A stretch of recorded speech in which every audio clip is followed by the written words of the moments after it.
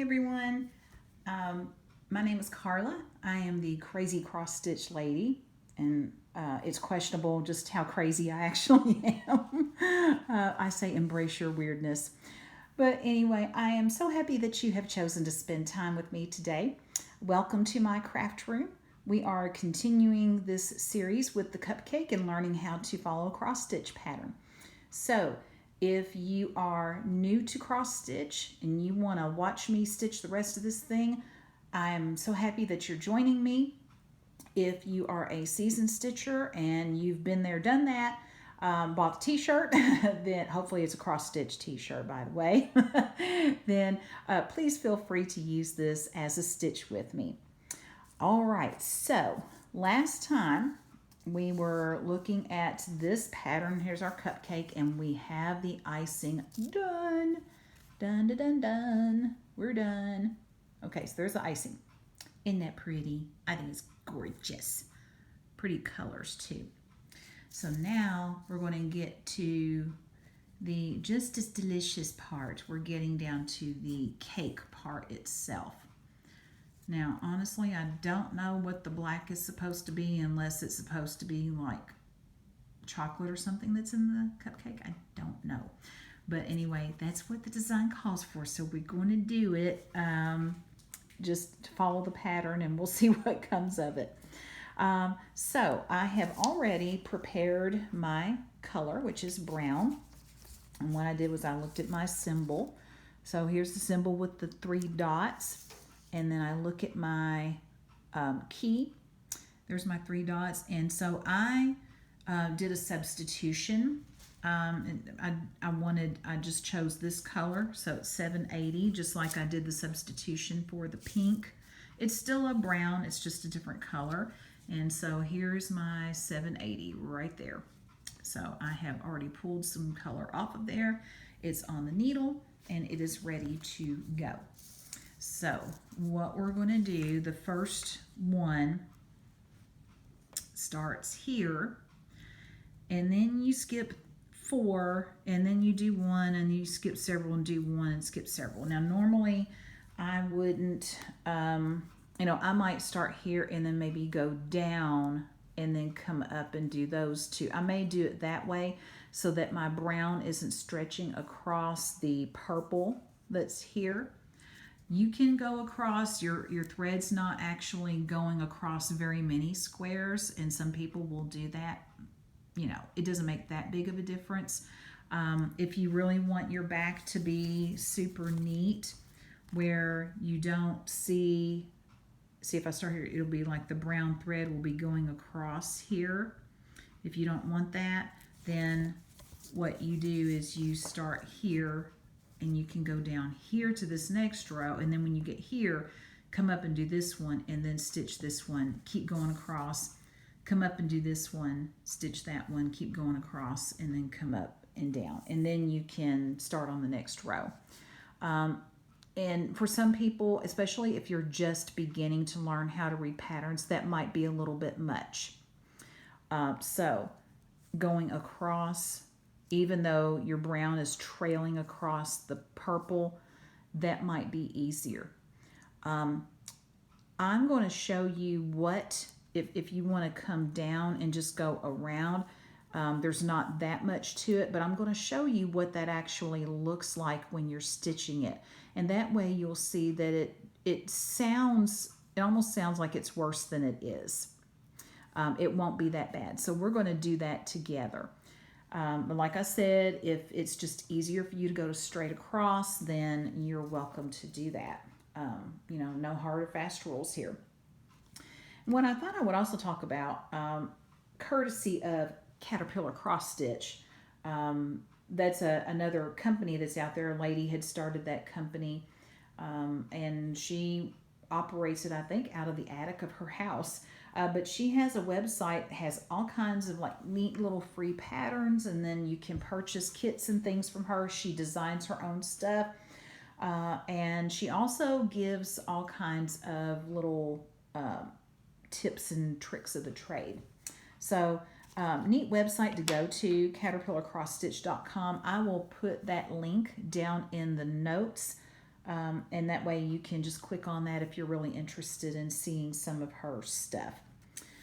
Okay, so as far as I know, she doesn't have a YouTube channel. I haven't really checked that out. So when I start, where I've got my 4, that was my purple. So I'm going to start one on the left-hand side. So that's going to be that one right here. And notice you come in one, you don't go even with the icing. So I'm not going to start with that one. I'm going to start with this one right here. So let me get going here.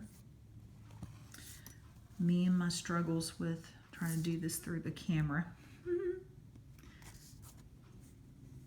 and have it close enough where you can see what in the world's going on and without jarring the camera. Okay, I'm going to put it through my loop, and then I'm going to bring it back up, and then typically after I have started a thread, see how long that is? So I'm just going to, I just kind of pull it down. I take my tail and I pull it down a little bit, and I'll straighten this thread out, and then just pull it down where, you know, the tail's a little bit longer, and it's just you're not having to pull so much thread through there. Okay, so I'm going to do this one. Okay, so here's this one. Now, I'm going to come down to the next row, and I'm going to stitch all the way under the stitches that are currently there. When I get to the end, then I'll come back up between these two to stitch this one, and then come down and stitch this one. And that way I don't have brown trailing across there. Now, you know, is it a major catastrophe if you do? No, absolutely not. People aren't going to see the back anyway. That's entirely up to you. Now, if this were a lighter color, like if this were a yellow or a white, if you trail a darker thread, sometimes if it's not heavy enough, if the white or yellow is not a heavy enough thread, you can actually see through, and you can see where the thread has trailed. Now, that you need to be a little bit picky about, simply because it might make your stitching just not look as pretty as you want it to. Now, if you're doing this purely for enjoyment and you really don't give a rat's behind what it actually looks like, then go for it. If you're stitching because you're a process stitcher and you just like stitching, then don't worry about it. Okay, but I am going to come under because I want to show you what this is going to look like in practice. So we're going to come under. Okay, so I've come under that stitch that I just did, and I'm going to go under this purple. Okay, so Caterpillar Cross Stitch came up with a list of benefits to stitching, which I thought was really interesting and that I would like to share with you, especially if you are a beginner and you're starting to really enjoy this, but you're like, well, yeah, but it's a hobby. I don't really know that it's anything else. But as with any other hobby, there are always additional benefits to this. So one of the benefits she talks about is that an obvious one, it helps you wind down. I love to be able to sit down after dinner and just stitch for at least 30 minutes. If I can get 30 minutes in, maybe even 45. Sometimes I'll even go ahead and, you know, get ready for bed. I might, you know, get all my makeup off, and then I will, you know, maybe put my gown on and just get really comfy. And then I will snuggle up on the sofa and I will sit and stitch and maybe watch a favorite TV show, binge watch some stuff on Netflix. Sometimes I like to watch things that I've seen 14 million times that I really enjoy because I know what's going to happen and I don't have to really concentrate on what's happening on the TV because I already know what's going to happen. I can just listen and enjoy, and I can focus a little more on my stitching and focus on that rather than really focus on what's going on on the TV. I can also, I can listen to podcasts. I enjoy listening to my podcast because I don't have to watch anything. I can focus on my stitching and still listen. Okay, I've been talking and I went right up there and did that. Okay, so this here, this is the stitch that's in between these two pieces of purple. That is this right here. So I'm stitching that, and then I'm going to come down below it and stitch this, and then I'm going to keep going across under this piece of purple. Then when I get to that gap, I'm going to go up here, stitch this, and then stitch the one right underneath it, keep going under the purple, do the same thing here.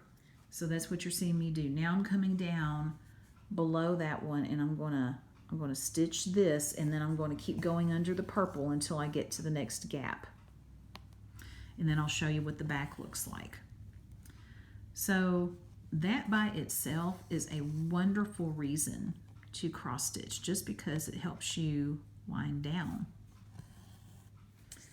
Okay, another reason she says the benefits of cross stitch, she says it creates a relaxing atmosphere. Oh, I wholeheartedly agree with that. Now, some people don't find cross-stitching relaxing. They find it stresses them out trying to read the patterns and stuff. But if this is something that you've tried and you're like, wow, this is awesome, then it does become very relaxing. I'm enjoying this right now because I'm not really having to think as I work. I'm just stitching across. And I don't know about you, and I don't even know if this is a weird thing or not. I think it's a sensory kind of thing, and I think we all have sensory things to an extent. Some of us are just more ready to admit it than others, because it does sound kind of weird. But as I'm working on this, because there's not noise around me right now, it's pretty quiet. And even when I'm listening, I'll watch my videos, I'll play them back just to make sure everything is okay. I like to listen to the floss being pulled through the fabric. I like to hear the needle kind of pop as it goes through, just like this, that pop, and then you can hear the floss being pulled through the fabric. There's just something very calming, relaxing, kind of like an ASMR thing, I think.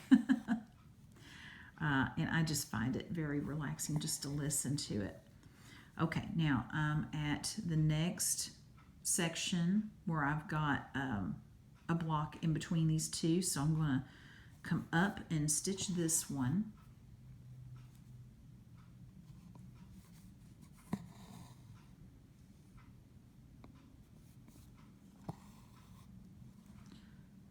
Okay, and now I'm going to come back down to the second row. I'm going to stitch right underneath it.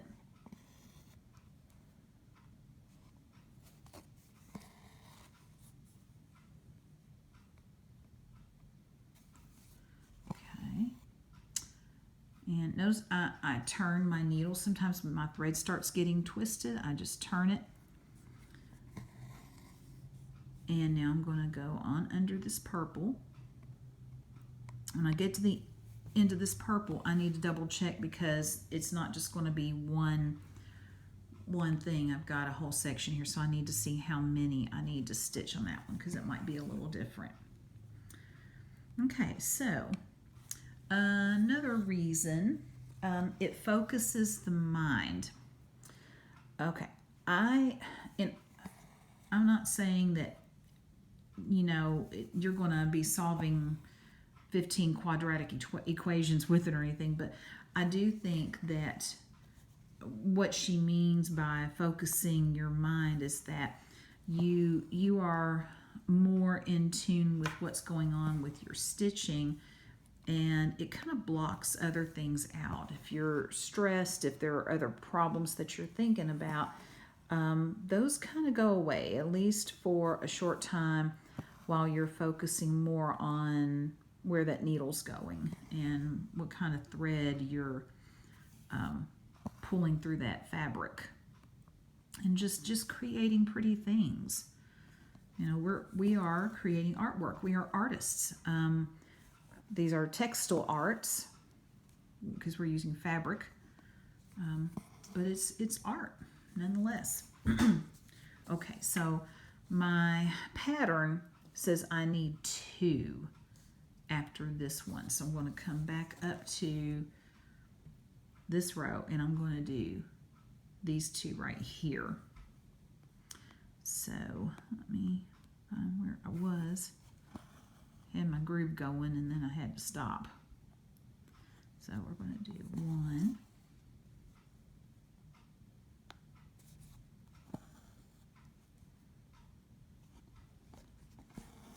And then we're going to do the second one.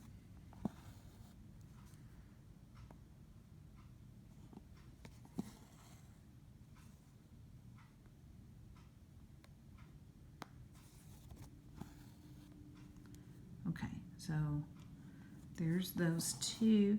Now, I've got the ones underneath too, so I need to come back down and I'm going to do the 2 that are underneath it. Okay, did I mess that thread up? Hang on a minute.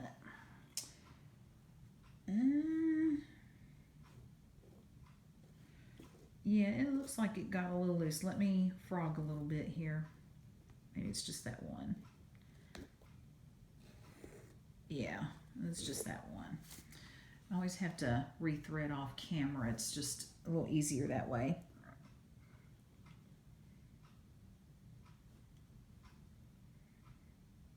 Okay. Well, maybe. Sometimes that one thread wants to go through.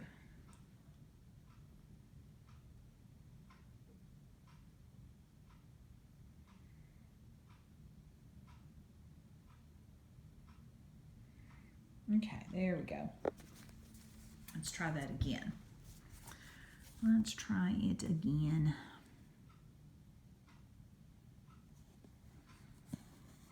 Don't you start being pink, okay? Don't you be my pink thread. Okay, there we go. And so we're going to do these 2 underneath.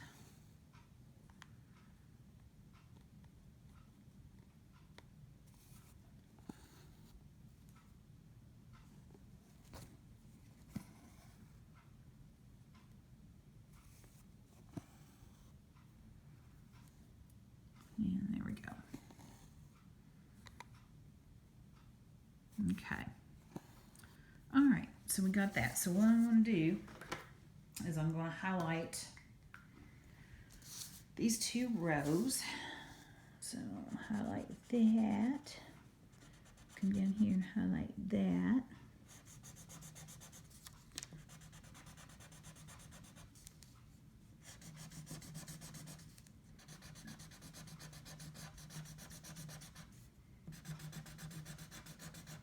There we go.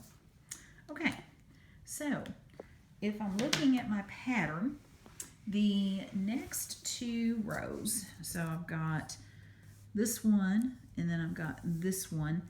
Both of them, if you notice, they go straight across. There are no interruptions and they both go even with the brown that we just finished. So we're just doing 2 straight rows across. So we should just be able to fly right on through there and just keep on stitching until I run out of thread, of course.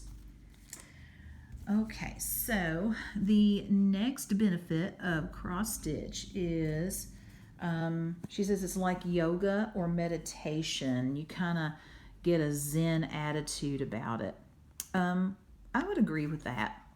I think especially like this section where you don't even have to count. You know exactly where your stitches are supposed to be. You know where you're going. You know where you're stopping.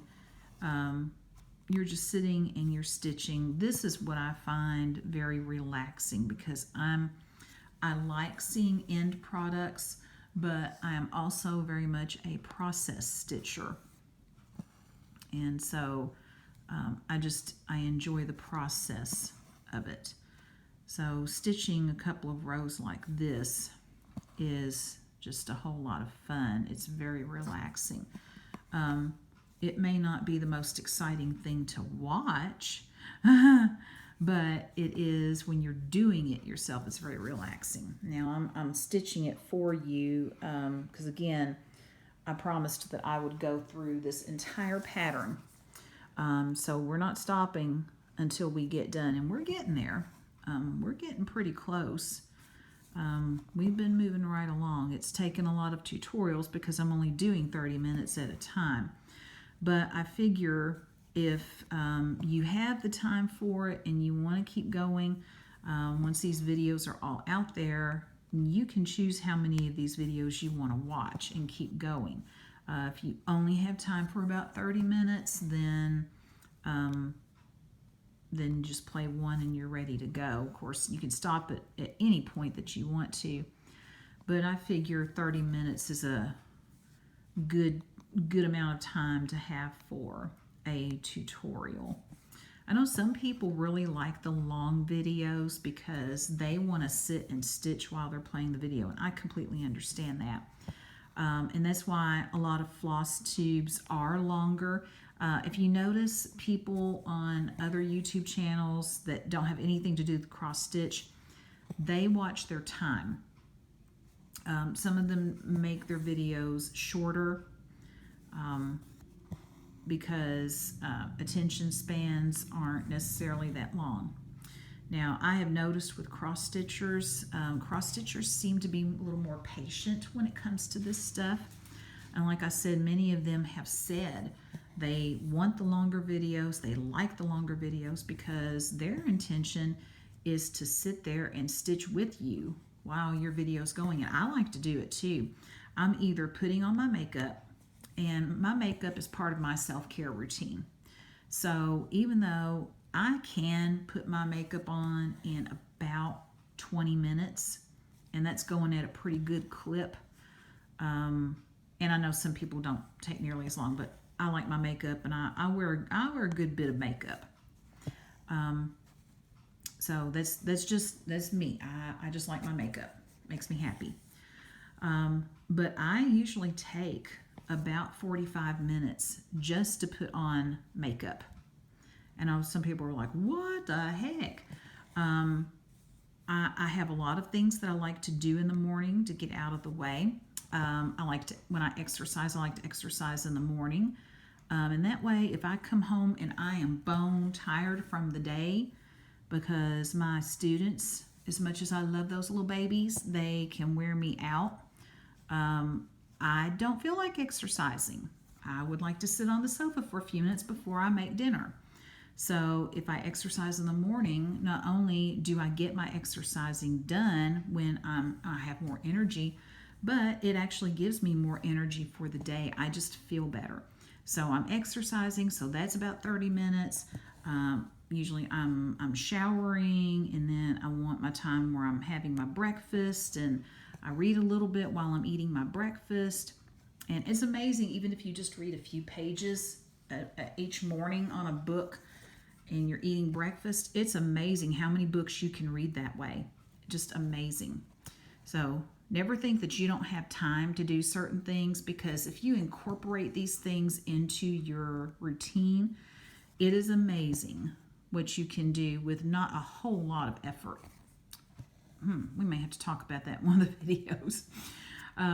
But then, I spend a lot of time on my makeup. And so along with that, that is the time when I am playing my YouTube videos.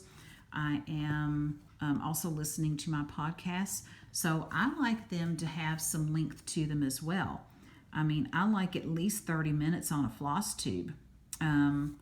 If they're shorter, I'm not going to be mad or anything, but it's just nice to have a kind of a lengthier FlossTube. Even the podcasts, I don't mind a good 45-minute podcast. I can enjoy it, listen to it while I'm putting on my makeup, and then it's done. So we are a different breed. We are a very different kind of audience than a lot of people on YouTube are. They don't want a lot of really long videos. And even YouTube says, be mindful of your time when you're making your videos. And I thought, well, Yeah, for these tutorials, I wanted to be a little more mindful of the time, because when you're doing, even though this is a different kind of tutorial where I'm not specifically showing you a skill, I'm showing you how to follow a pattern, so it's a little different. But I still thought I don't really want this to go much farther over 30 minutes each time if I can help it. Okay, so we got that. My thread's getting short. So I'm going to stop here and run my needle through the ground, pull that through. Let's see. And got my better scissors this time. Okay. All right, I'm going to put that to the side. Get me some more brown. So, and that's why I don't mind if my floss tube runs up towards 45 minutes. I'm not concerned. And besides, I know people can stop it at any time they want, and they can just pick up where they left off, which is the awesome thing about YouTube, is that it remembers where you stopped. So even if you stop and you go away from that channel and do something else for a while, when you come back, if you come back to that video, it's going to be right where you stopped it. So that's very cool, where it operates kind of like Amazon streaming and Netflix, because, duh, it's a streaming service. So, but I think the variety of channels on YouTube is just amazing now. So that's one of the good things about it, is that you can pretty much find whatever you want. If you want to learn how to do something, YouTube's your friend. And yes, technology can be used for bad things, but I try to focus on the good things, because there are so many good things out there, and we don't want the bad. If we let the bad overshadow the good, we're letting the bad win. And that's just how I look at it. Okay, now let's look at the back for a minute. Okay, so you notice where I was stitching up here, and then I came down and I went up here, I came down and went up here, down and up here. My brown is not trailing across that purple, so it just looks a little bit neater. And that's also why I clipped off the pink at each of these points, because it just looked a little bit neater. Okay, I am going to go ahead, and I've got this row done, so I'm going to go ahead and do this next row before I take my highlighter to it and mark it off. Just do it two at a time. So I'm coming down to this row, and I'm going to go all the way across with this one.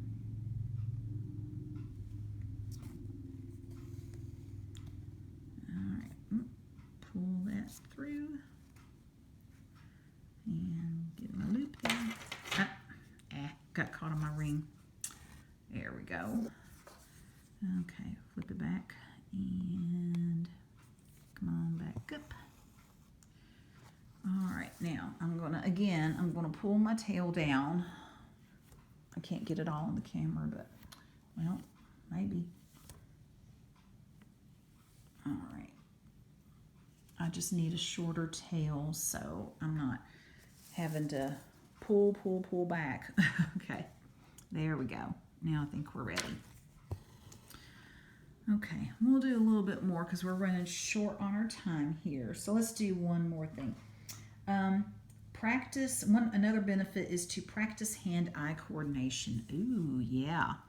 I didn't really think about that, but it is true, and especially when the kids in my stitching club are first starting.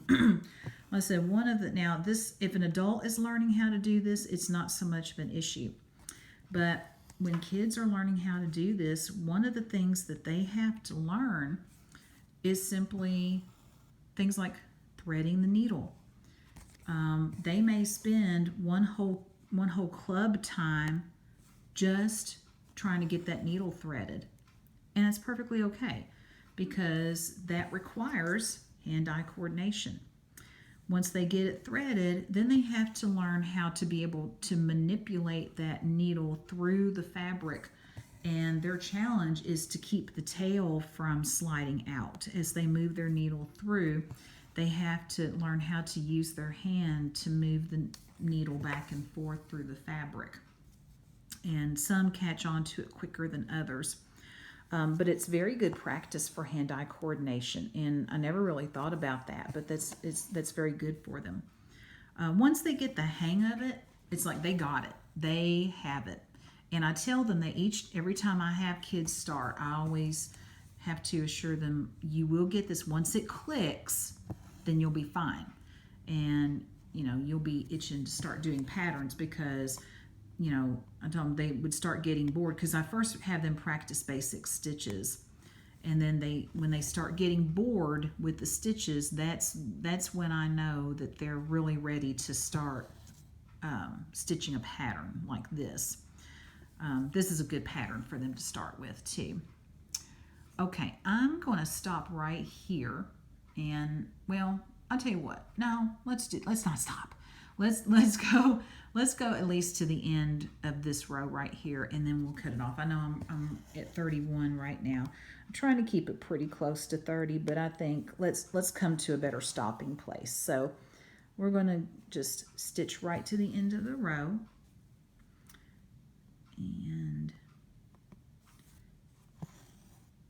I'm getting a little better about knowing where to hold this where you can see it better. Sometimes I know it goes off camera a little bit, but I try to catch it pretty quickly. So I do appreciate your patience as I am doing this, because this is an art, let me tell you.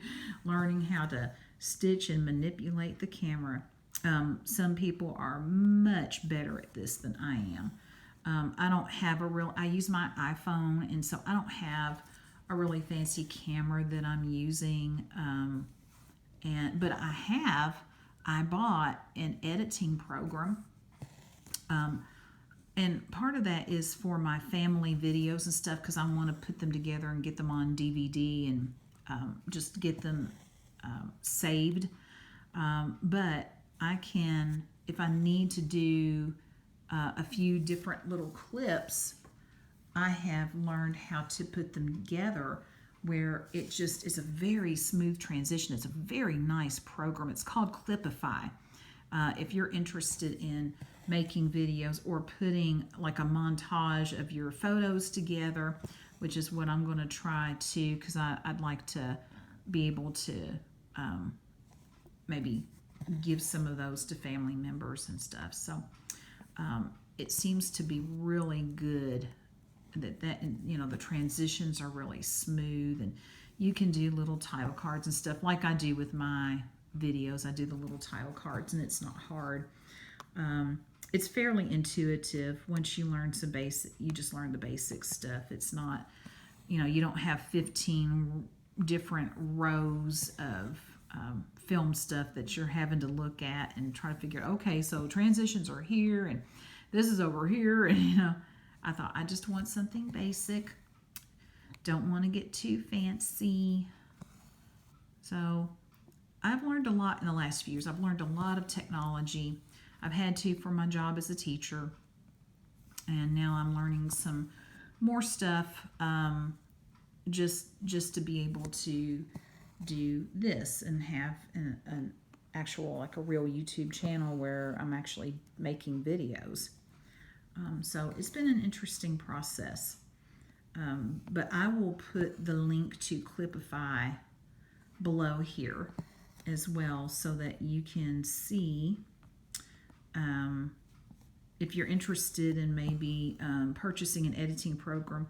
It's not what I would call super expensive for an editing program, but it's not really, really cheap.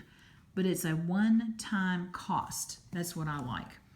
And you can also purchase a CD-ROM that you can use, as well as downloading it as it's an online program and you download it. I'm also looking at a cross-stitching program, actually. I need a new one that will convert photos into cross-stitch patterns. So PC Stitch is what I'm looking at right now. It looks very promising. I haven't purchased it yet, but it does look very promising. So we'll see how that turns out. when I start my next one, I'll have to make a decision. Start my next like photo picture. When I get Michael Jackson done, I'll have to be making a decision. All right, we got to the end of the row.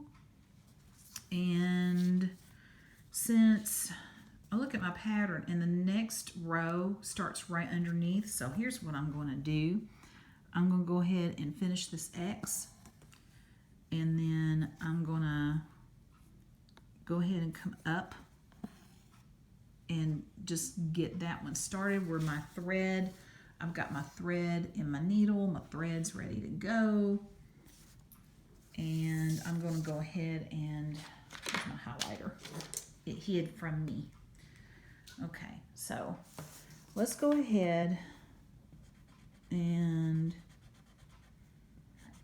it's kind of hard to see where those blocks stop.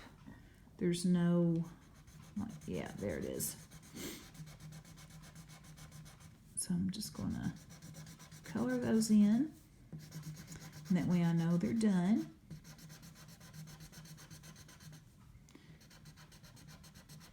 All right, so those 2 rows are done. And this is now where we are on our cupcake. All right, so there we have it. So be creative and be extremely blessed, and I will see you next time. Bye.